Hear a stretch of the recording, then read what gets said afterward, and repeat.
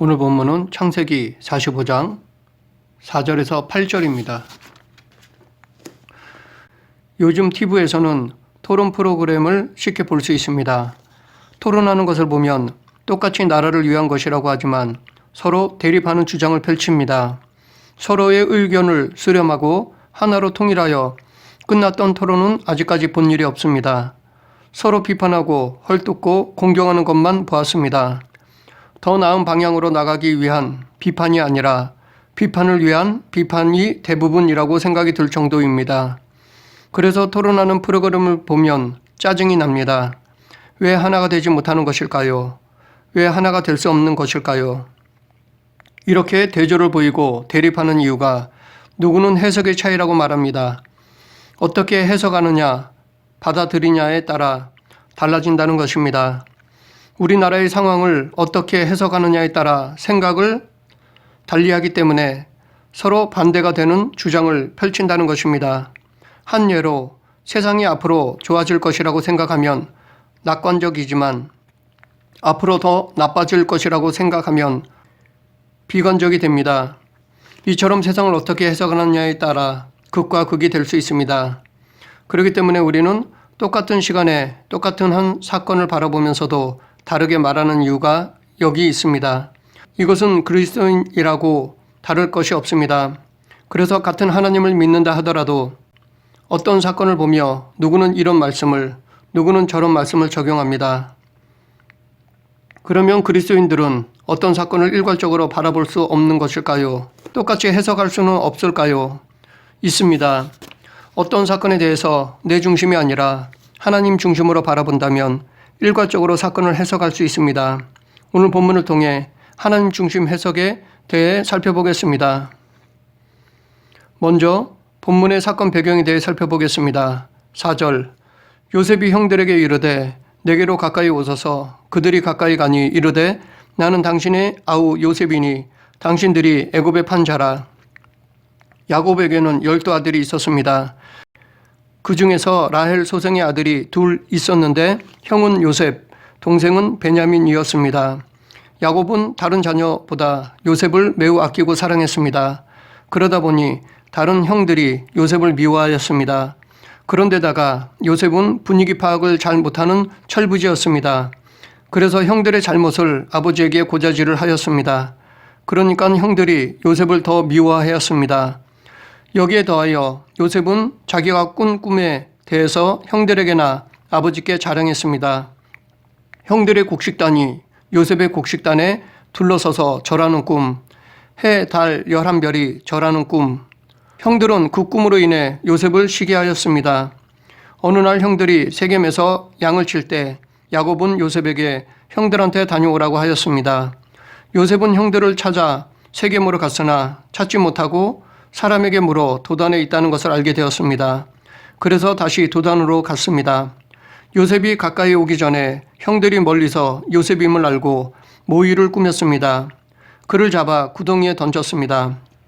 야곱의 네 번째 아들인 유다의 중재로 형들은 요셉을 죽이지는 않고 미디안 상인들에게 팔았습니다. 미디안 상인들은 그를 데려다가 애굽에 팔았습니다. 4절은 과거의 형들이 팔아넘긴 그 동생이 지금 당신들 앞에서 있는 애굽의 총리임을 밝히는 것입니다. 이것이 곧 지금 이들이 그 자리에서 서로 대면하게 된 이유였습니다. 5절, 당신들이 나를 이곳에 팔았다고 해서 근심하지 마소서, 한탄하지 마소서. 하나님이 생명을 구원하시려고 나를 당신들보다 먼저 보내셨나이다. 요셉은 당시 가장 강대국이던 애굽의 총리였습니다. 다시 말해 최고의 권력을 소유하였습니다. 왕 다음 가는 권력의 소유자였습니다. 그렇기 때문에 형들은 요셉이 자기에게 했던 것을 기억하여 혹시 복수라도 할까봐 두려워하였습니다. 그것을 안 요셉은 형들의 근심을 덜어주기 위해 먼저 화해를 청했던 것입니다. 그래서 당신들이 나를 이곳에 팔았다고 해서 근심하지 마소서라고 안심시켰습니다. 이 말은 형들에게는 큰 위로가 되었을 것입니다. 요셉의 형들에 대한 위로의 말은 용서를 전제로 하고 있습니다. 만약 요셉이 형들을 용서하지 않았다면 이런 위로의 말은 하지 않았을 것이기 때문입니다. 또한 용서할 마음이 없었다면 이것을 저절로 굴러온 기회로 삼고 자기를 미디안 상인에게 팔아버리고 지금까지 고생시키고 아버지와 생이별시킨 형들을 잡아 가두었든지 아니면 죽였을 것입니다. 혹은 두고두고 괴롭혔을 것입니다. 그러나 요셉은 어느 누구도 처벌하지 않았습니다. 자기의 권력을 자기를 위해서 사용하지 않았습니다. 그런 부분에서 지금 우리들의 모습과는 대조를 보이고 있습니다. 그러면 요셉이 형들을 아무 조건 없이 용서할 수 있었던 이유가 무엇입니까? 원수 같은 형들을 용서할 수 있었던 이유가 무엇입니까? 하나님이 생명을 구원하시려고 나를 당신들보다 먼저 보내셨다는 것을 믿었기 때문입니다. 다시 말해 이 모든 것이 하나님께서 하셨음을 인정했기 때문입니다. 즉 크신 하나님의 섭리를 깨달았기 때문입니다. 더욱이 오늘 본문 7절에서 하나님이 큰 구원으로 당신들의 생명을 보존하고 당신들의 후손을 세상에 두시려고 나를 당신들보다 먼저 보내셨나니 라고 말하고 있는데 이것은 단지 가족들의 굶주림에서 건져내기 위함뿐만 아니라 앞으로 이스라엘 민족의 구원을 이루기 위한 하나님의 섭리임을 말하는 것입니다. 요셉은 자신이 겪은 고난의 연속 속에서도 하나님을 의지하고 신뢰하였습니다. 그는 이런 고통 속에서도 하나님의 일하심을 알았습니다. 그래서 그는 총리가 된 후 자신의 삶을 뒤돌아보며 모든 것이 하나님의 섭리였음을 깨달았던 것입니다. 요셉은 하나님에 대한 믿음이 있었기 때문에 자기가 겪은 일들을 하나님 중심으로 해석할 수 있었습니다. 자기가 겪었던 사건들과 지나간 시간들이 그냥 헛된 것이 아니었음을 알았습니다.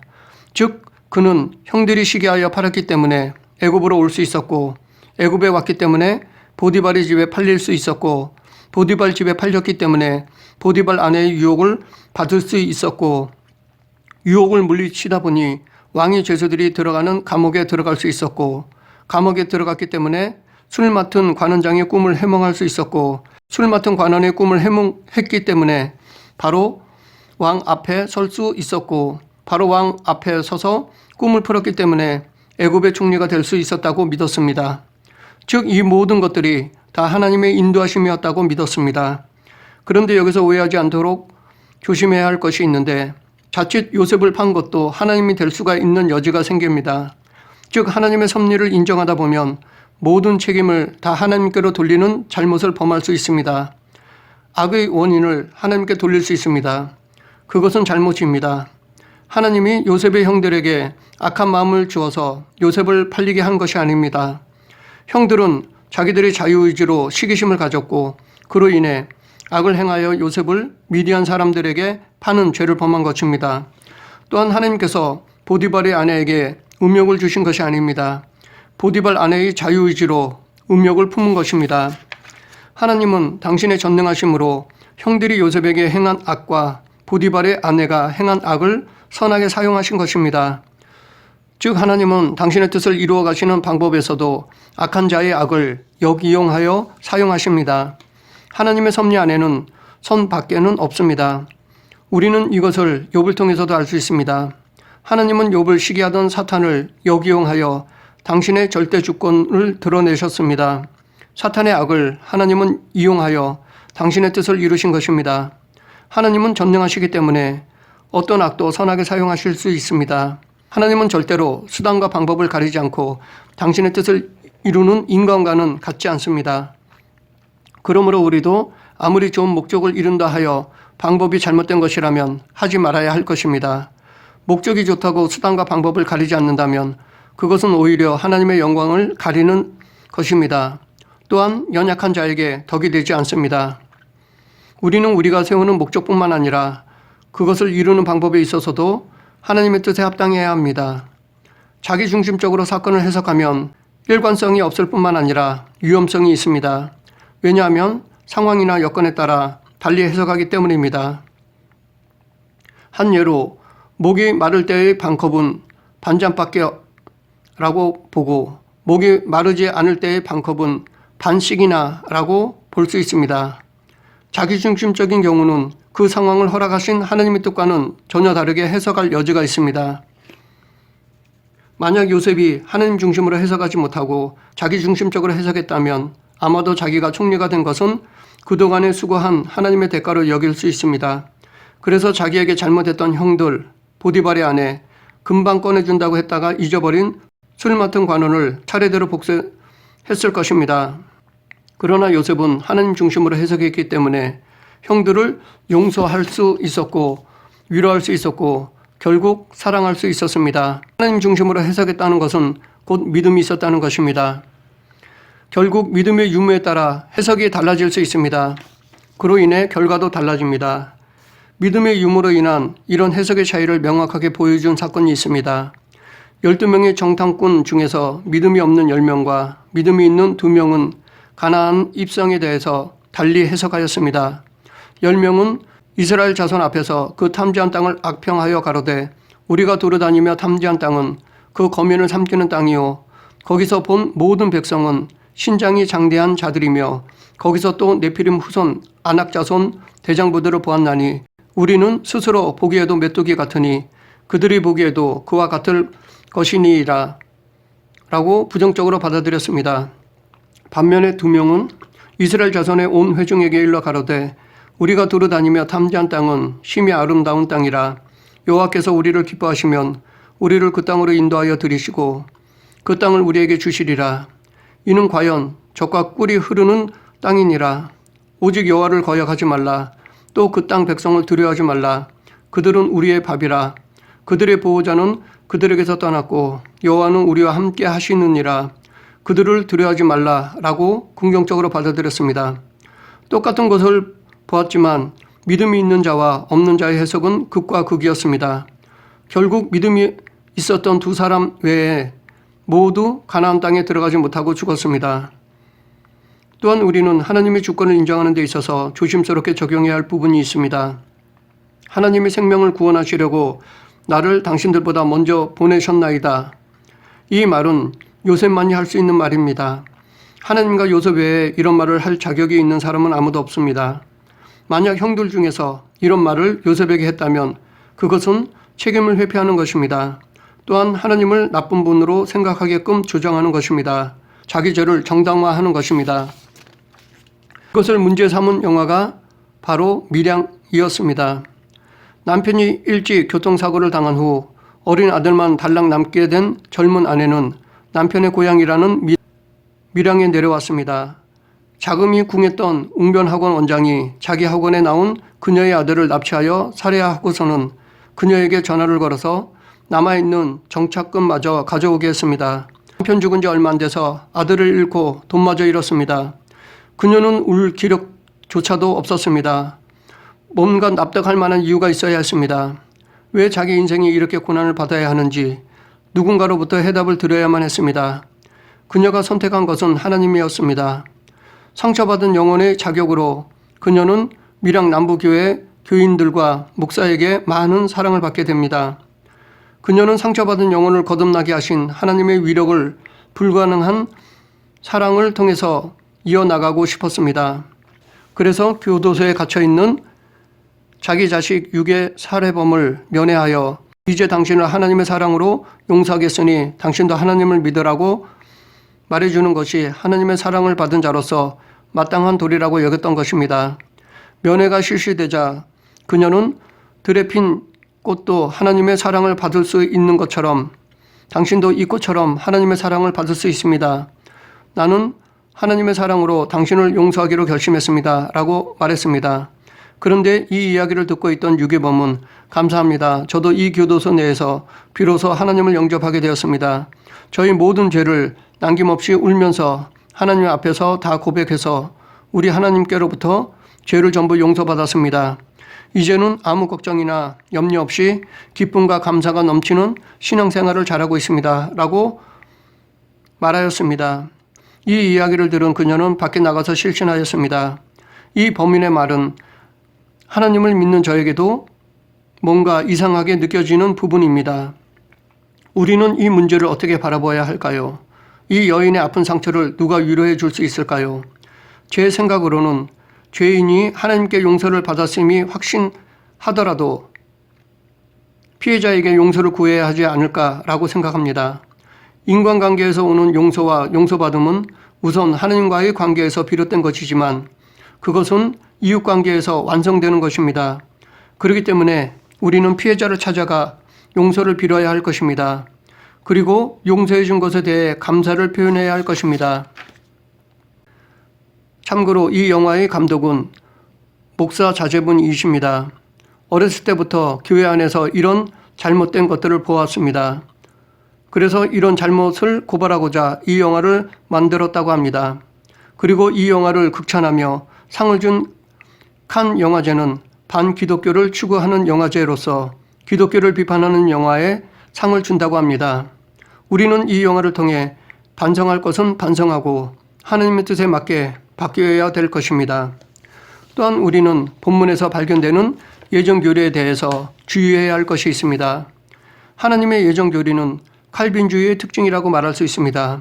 이 예정에 대해 살펴보면 어떤 역사적 사건들이 이미 정해진 하나님의 계획이나 결정에 따라 발생한다는 것입니다. 따라서 모든 일의 근거가 하나님의 결정이나 의지에 있으며 그분의 뜻에 의해 지금 그 일이 어떤 목적을 가지고 진행되는 것입니다. 그렇기 때문에 예정교리를 잘못 해석하면 운명론에 빠질 수 있습니다. 우리가 운명론에 빠지지 않으려면 예정교리는 우리가 미래를 내다보며 말하기보다는 과거의 은혜를 바라보며 고백해야 할 것입니다. 그리고 그 과거를 미래에 적용하는 것입니다. 예정교리를 말하는 사람들은 모든 영광을 하나님께 돌리는 사람들이었습니다.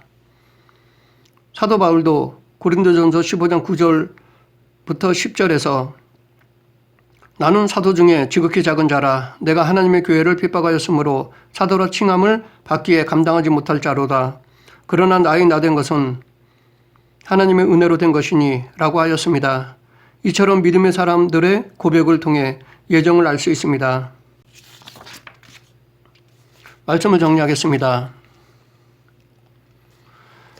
오늘 본문을 통해 한 사건을 바라보면서 일괄적으로 해석하는 방법에 대해 알아보았습니다.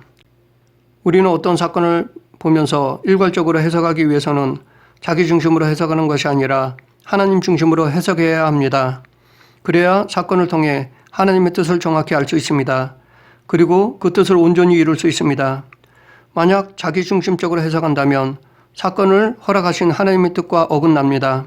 또한 하나님의 뜻을 이룰 수 없습니다. 그로 인해 하나님의 은혜를 누리지 못합니다. 그러므로 우리는 내 중심적인 해석으로 사건을 바라보기보다는 하나님 중심으로 바라보는 안목을 소유해야 할 것입니다. 그러면 지금 당장은 고난으로 보일지라도 그 너머 있는 큰 복을 바라볼 수 있으며 그 복을 누릴 수 있을 것입니다. 하나님 중심으로 해석하여 예비된 복을 누릴 수 있는 저와 여러분이 되길 간절히 축원합니다. 기도하겠습니다. 사랑과 은혜가 풍성하신 하나님 아버지, 내 중심이 아닌 하나님 중심으로 살기를 원합니다. 저희들의 의지를 붙잡아 주셔서 온전히 하나님 중심으로 생각하고 세상을 바라보는 그리스도인이 되게 하여 주시옵소서. 그래서 하나님의 섭리 안에 담겨있는 의미를 발견하고 하나님의 뜻을 이루게 하여 주시옵소서. 예수님 이름으로 기도드립니다. 아멘.